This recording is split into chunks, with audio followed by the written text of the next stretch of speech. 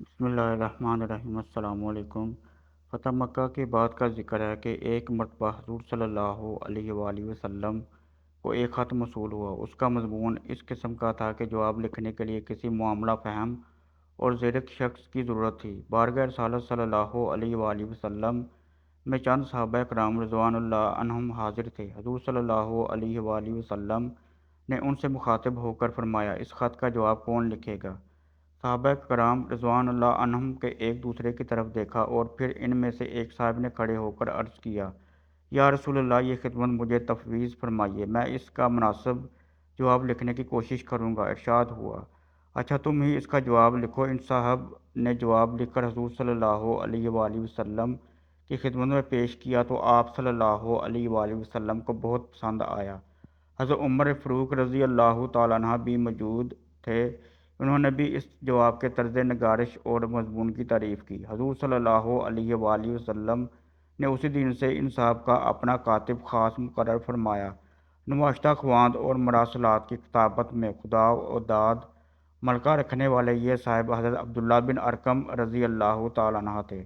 حضرت عبداللہ بن ارقم رضی اللہ تعالیٰ عنہ کو دربار نبوت میں خاص رازدان کا رتبہ حاصل تھا اور حضور صلی اللہ علیہ وآلہ وسلم ان پر بہت اعتماد فرماتے تھے۔ ان کا تعلق قریش کے خاندان زہرہ سے تھا۔ حضرت عبداللہ رضی اللہ تعالیٰ عنہ کے والد ارقم حضور صلی اللہ علیہ وآلہ وسلم کے ماموں زاد بھائی تھے۔ اس رشتے سے حضرت عبداللہ رضی اللہ تعالیٰ عنہ حضور صلی اللہ علیہ وآلہ وسلم کے بھتیجے ہوتے تھے۔ وہ بڑے ذہین و فریش آدمی تھے، لیکن بعض وجوہ کی بنا پر فتح مکہ سے پہلے حلقہ بگوش اسلام نہ ہو سکے۔ اس کے بعد انہوں نے اپنے آپ کو یکسر خدمت نبی صلی اللہ علیہ وآلہ وسلم کے لیے وقف کر دیا اور مدینہ منورہ میں مستقل اقامت اختیار کر لی۔ تحریر و کتابت میں مہارت اور دوسرے اوصاف و محاسن کی بدولت انہوں نے بہت جلد بارگاہ نبی صلی اللہ علیہ وآلہ وسلم میں درجہ تقرب حاصل کر لیا۔ حضور صلی اللہ علیہ وآلہ وسلم کو جب کبھی سلاطین و امراء کو خطوط بھیجنے کی ضرورت پیش آتی، آپ صلی اللہ علیہ وآلہ وسلم یہ خطوط حضرت عبداللہ بن ارقم رضی اللہ تعالیٰ عنہ سے لکھواتے۔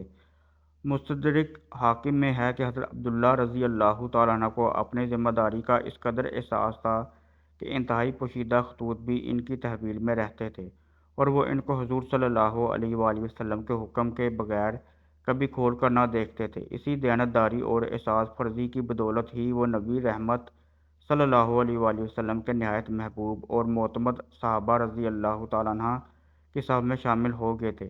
حضور صلی اللہ علیہ وآلہ وسلم کے وصال تک وہ آپ صلی اللہ علیہ وآلہ وسلم کے تمام مراسلات کی کتابت کا فرض نہایت حسن و خوبی سے انجام دیتے رہے۔ 11 ہجری میں حضرت ابو بکر صدیق رضی اللہ تعالیٰ عنہ سریر آرائے خلافت ہوئے تو انہوں نے بھی حضرت عبداللہ بن ارقم رضی اللہ تعالیٰ عنہ کو کتابت مراسلات کی خدمت میں بحال رکھا۔ حضرت عمر فاروق رضی اللہ تعالیٰ عنہ کا دور خلافت آیا تو انہوں نے حضرت عبداللہ رضی اللہ تعالیٰ عنہ کو کتابت کی خدمت کے علاوہ بیت المال کی نگرانی کا کام بھی سونپ دیا۔ مزید برآں ان کو اپنی مجلس شورا میں بھی شامل کر لیا۔ علامہ ابن اسیر رحمۃ اللہ علیہ نے اسد الغابہ میں لکھا ہے کہ حضرت عمر فاروق رضی اللہ تعالیٰ عنہ ان کا بہت احترام کرتے تھے۔ ایک مرتبہ ان سے مخاطب ہو کر اپنی خوشنودی کا اظہار اس الفاظ سے کیا کہ عبداللہ، اگر تم کو سبقت فی الاسلام کا شرف حاصل ہوتا تو میں کسی کو تم پر ترجیح نہ دیتا۔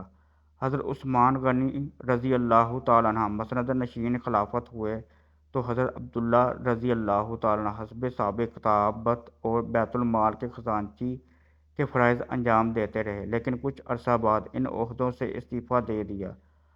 ارباب سیر نے ان کے مستعفی ہونے کی وجوہ بیان نہیں کی، لیکن قرائن سے معلوم ہوتا ہے کہ قوا مزاحمل ہو گئے تھے یا آنکھیں کمزور ہو گئی تھیں۔ حضرت عثمان غنی رضی اللہ تعالیٰ عنہ نے ان کا استعفیٰ منظور کر لیا اور ساتھ ہی 30,000 یا 3 لاکھ درہم کی رقم ان کی خدمت کے معاوضے کے طور پر پیش کی، لیکن حضرت عبداللہ بن ارقم رضی اللہ تعالیٰ عنہ کی شان استغنا دیکھیے کہ انہوں نے یہ خطیر رقم قبول کرنے سے انکار کر دیا اور کہا، میں یہ خدمت محض رضائے الہی کی خاطر انجام دیتا رہا اور اللہ تعالیٰ ہی سے اس کا اجر چاہتا ہوں۔ حضرت عبداللہ رضی اللہ تعالیٰ عنہ آخری عمر میں آنکھوں سے معذور ہو گئے تھے۔ اسی حالت میں پیغام اجل پہنچا اور 35 ہجری میں انہوں نے سفر آخرت اختیار کیا۔ ذہانت و فراست، دیانت و امانت، خدا ترسی اور استغنا۔ حضرت عبداللہ بن ارقم رضی اللہ تعالیٰ عنہ کی کتاب زندگی کے درخشاں ابواب ہیں۔ حضرت عمر فاروق رضی اللہ تعالیٰ عنہ بیان فرمایا کرتے تھے کہ میں نے عبداللہ بن ارقم رضی اللہ تعالیٰ عنہ سے بڑھ کر کسی کو اللہ سے ڈرنے والا نہیں دیکھا۔